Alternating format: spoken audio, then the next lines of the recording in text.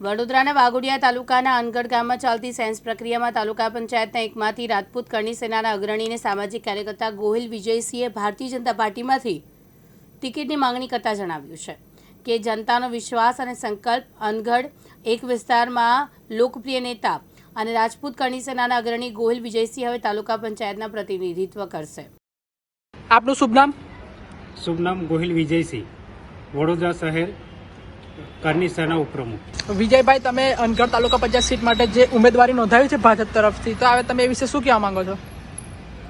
કાલે સેલ્સ પ્રક્રિયા જે હતી ભારતીય જનતા પાર્ટીમાં, એમાં મેં ઉમેદવારી નોંધાવી છે અનગઢ એકમાં।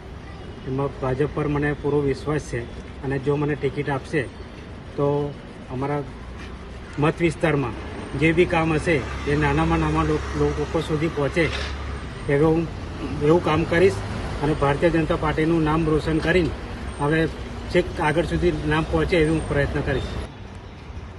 રાજ્ય સરકાર અને કેન્દ્ર સરકારની જે યોજનાઓ હશે તે ઘરે ઘરે સુધી પહોંચે એવું કામ કરીશ, એવો પ્રયત્ન કરીશ। મહેન્દ્ર સોલંકી, દિવ્યાંગ ન્યૂઝ, વડોદરા।